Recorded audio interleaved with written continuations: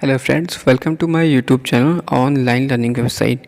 दोस्तों, भारतीय राज्य व्यवस्था में सिविल सेवा के परिचय तो हम लोग आज बात करेंगे चैप्टर नंबर 27 न्यायिक समीक्षा या जुडिशियल रिव्यू। न्यायिक समीक्षा के सिद्धांत की उत्पत्ति एवं विकास अमेरिका में हुआ। इसका प्रतिपादन पहली बार मारकबरी बनाम मेडिसिन के जटिल मुद्दों में हुआ जॉन मार्शल द्वारा, जो कि एक अमेरिका सर्वोच्च न्यायालय के तत्कालीन मुख्य न्यायाधीश थे।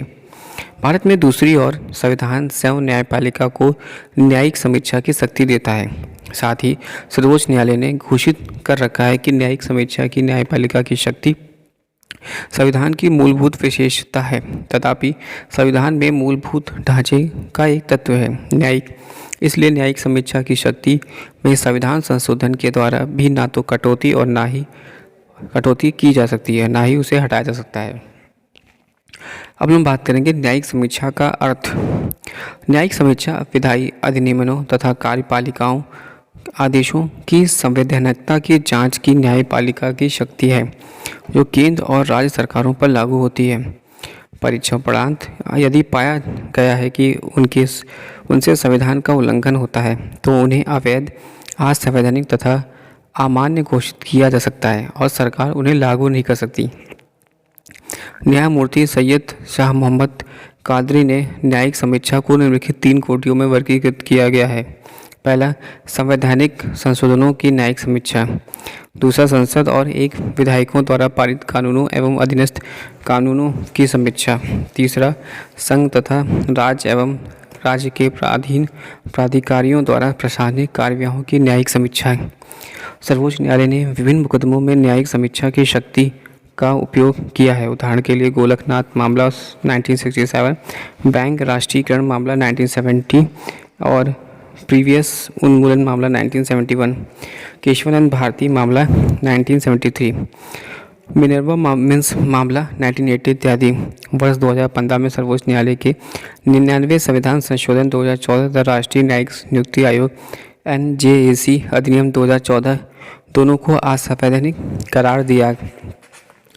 न्यायिक समीक्षा का महत्व। न्यायिक समीक्षा का निम्नलिखित महत्वपूर्ण कारणों जरूरी है। पहला, का संविधान में सर्वोच्चता के सिद्धांत को बनाए रखने के लिए, खा संघीय संतुलन बनाए रखने के लिए, गा नागरिकों के मूल अधिकारों की रक्षा के लिए। अनेक मामलों में सर्वोच्च न्यायालय ने देश में न्यायिक समीक्षा की शक्ति के महत्व पर बल दिया। इस संबंध में उसके द्वारा किए गए कुछ प्रेक्षण निम्नवत हैं। भारत में संविधान ही सर्वोच्च है और किसी वैचारिक कानून की वैधता के लिए उसका संविधान के प्रावधानों एवं अपेक्षाओं के अनुरूप होना अनिवार्य है और न्यायपालिका ही तय कर सकती है कि कोई अधिनियम संवैधानिक है अथवा नहीं। हमारे संविधान में किसी विधान की न्यायिक समीक्षा के ऐसे एक्सप्रेस प्रावधान हैं जो कि या संविधान के अनुरूप हैं अथवा नहीं, इस तथ्य का पता लगाया जा सके। यही बात मूल अधिकारों के लिए भी सत्य है, जिनके लिए न्यायपालिका को संविधान ने जागरूक प्रहरी की भूमिका सौंपी है।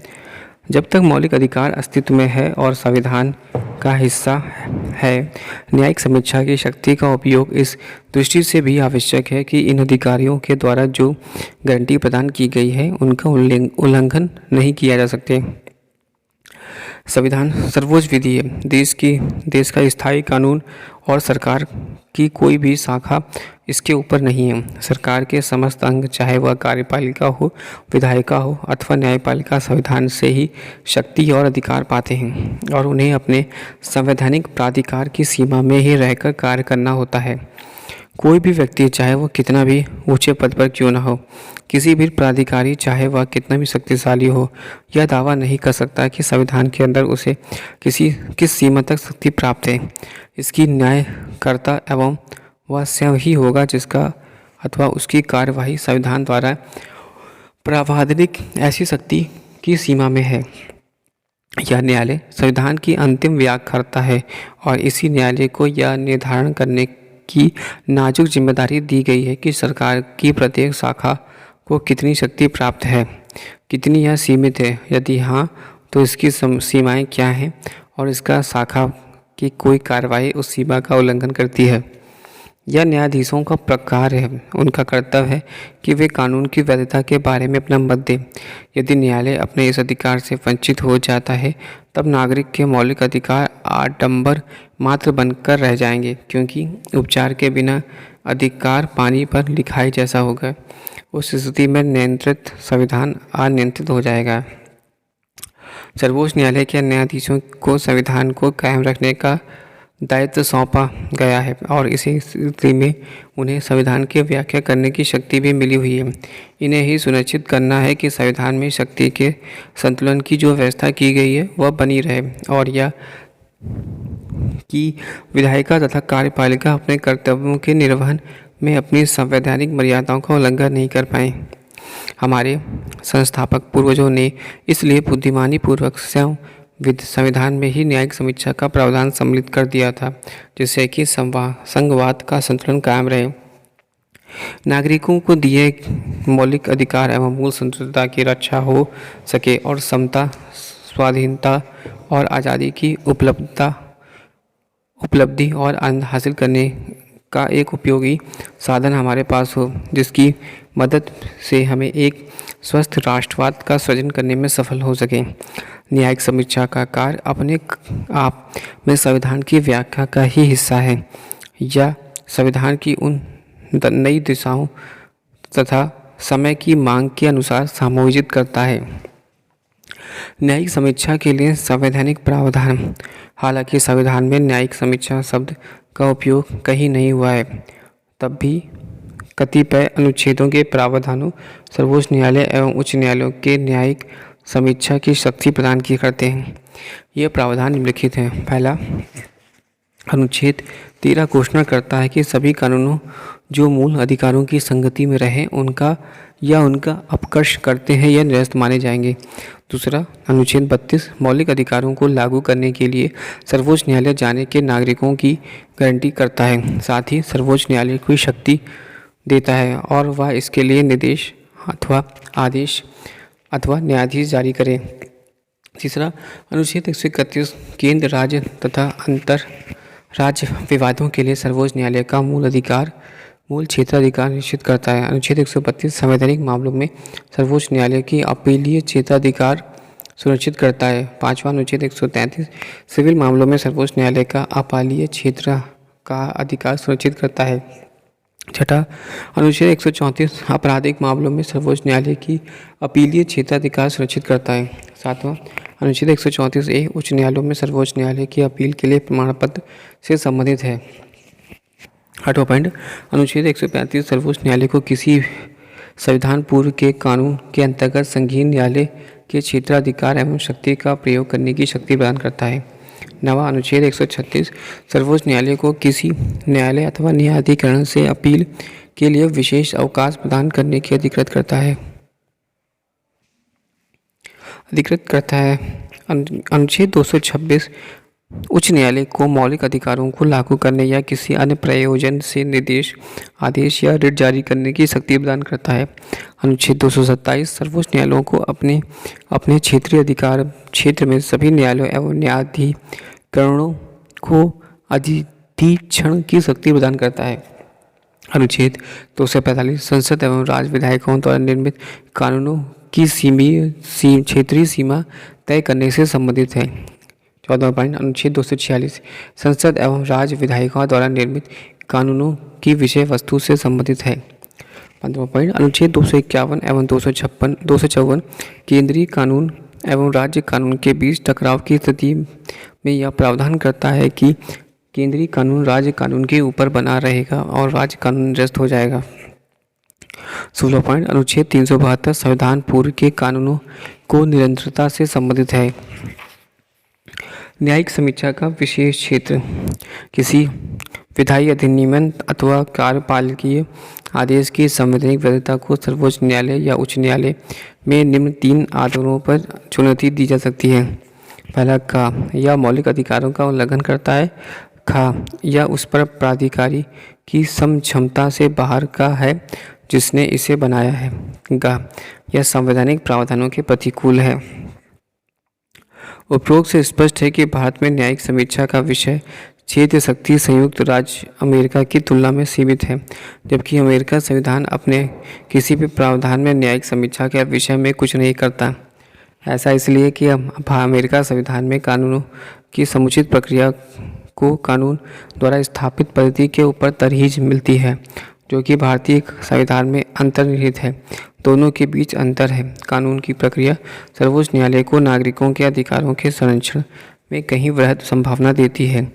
यह इन अधिकारों के उल्लंघन कानूनों को निरस्त कर सकता है, और न केवल इस आकार पर कि उनके गैर संवैधानिक होने के ठोस आधार मौजूद हों, बल्कि उनके प्रक्रियागत आधार पर विवेकपूर्ण होने के कारण भी। हमारा सर्वोच्च न्यायालय एक कानून को संवैधानिकता का परीक्षण करते हुए केवल एक ही प्रश्न में जांच करता है कि कानून वास्तव में संबंधित प्राधिकारों की शक्ति के अंतर्गत है या नहीं। कानून के विवेकपूर्ण होने, इसकी उपयोगिता अथवा नीतिगत प्रभाव से जुड़े प्रश्नों पर विचार नहीं होता है। अमेरिका सर्वोच्च न्यायालय द्वारा समुचित कानूनी प्रक्रिया के नाम पर न्यायिक समीक्षा की विशेष शक्ति के कारण आलोचक इसे third chamber of the legislature कहते हैं, यानी एक महाविधायिका सामाजिक नीतियों आदि का एकमात्र निर्णायक न्यायिक सर्वोच्चता का एक या अमेरिकी सिद्धांत हमारी संवैधानिक प्रणाली में भी मान्यता पाता है, लेकिन सीमित रूप में। हम संसदीय सर्वोच्चता के ब्रिटिश सिद्धांत को भी पूरी तरह से अनुसरण नहीं करते हैं। हमारे देश में संसद की संप्रभुता के संबंध में कई सीमाएं हैं। यथालिखित संविधान शक्तियों के संघीय बंटवारा, मौलिक अधिकार और न्यायिक समीक्षा वास्तव में भारत में दोनों, अर्थात अमेरिका न्यायिक सर्वोच्चता सिद्धांत और ब्रिटिश संसदीय सिद्धांत की सर्वोच्चता का सम्मिश्रण है। नवीं अनुसूची की न्यायिक समीक्षा। अनुच्छेद 31B और नवीं अनुसूची में शामिल अधिनियमों एवं विनियमों को किसी भी मौलिक अधिकार के उल्लंघन के आधार पर चुनौती देने एवं अवैध ठहराने से रक्षा करता है। अनुच्छेद 31B तथा नवीं अनुसूची को पहले संविधान संशोधन अधिनियम 1951 के द्वारा जोड़ा गया था।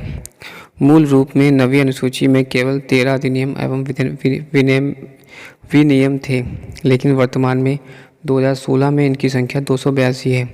इनमें से राज्य विधायिका के अधिनियम एवं विनियम भूमि सुधार और जमींदारी उन्मूलन से संबंधित हैं, जबकि संसदीय कानून अन्य मामलों से हैं। हालांकि आर कोल्हे मामले में महत्वपूर्ण निर्णय 2007 में सर्वोच्च न्यायालय ने व्यवस्था दी है कि नवीं अनुसूची में शामिल कानूनों को न्यायिक समीक्षा से बाहर नहीं माना जा सकता। न्यायालय का कहना था कि न्यायिक समीक्षा संविधान की मूलभूत विशेषता है और इसे नवीं अनुसूची में शामिल किसी कानून के वापस नहीं लाया जा सकता।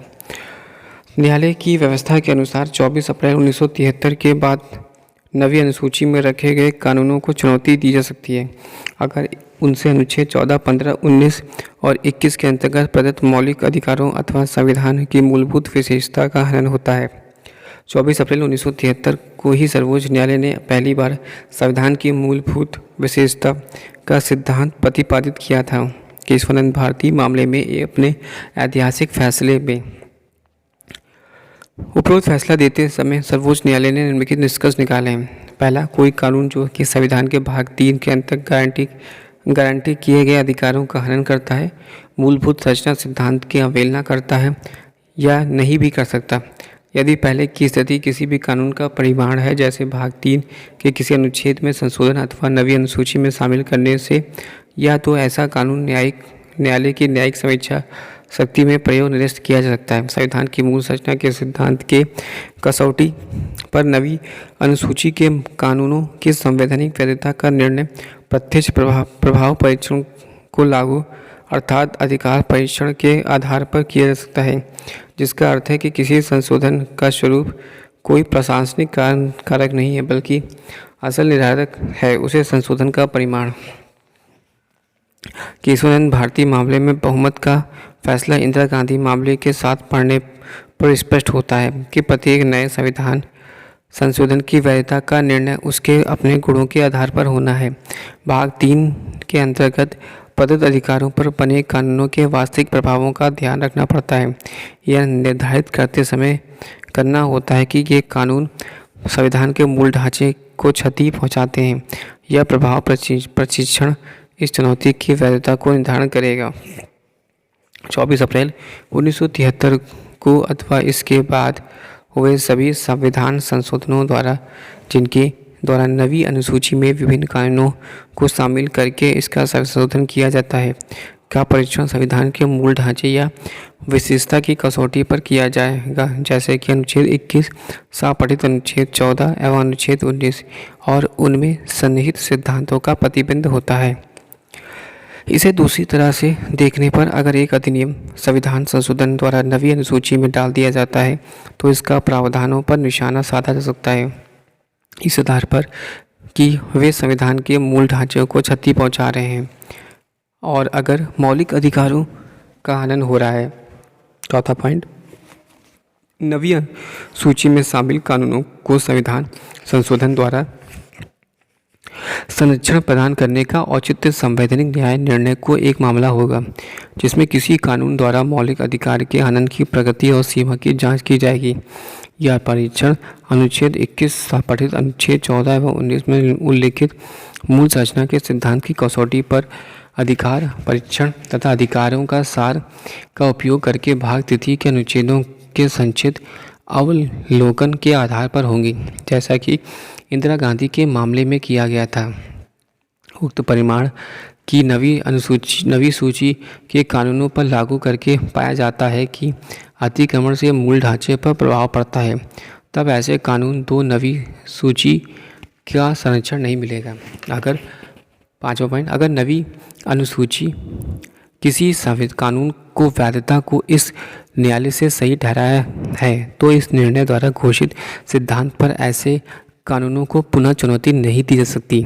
तथापि भाग तृतीय का कोई भी कानून जिसे अधिकारों का उल्लंघन ठहराया गया हो 24 अप्रैल 1973 के बाद नवी अनुसूची में शामिल कर लिया गया हो तथा ऐसा उल्लंघन चुनौती देने के योग्य होगा इस आधार पर या कि यह संविधान की मूल संरचना की को क्षति पहुंचाता है, जैसे कि अनुच्छेद 21 संपठित अनुच्छेद 14 एवं 19 में तथा उनमें अंतर्निहित सिद्धांतों में इंगित किया जाता है।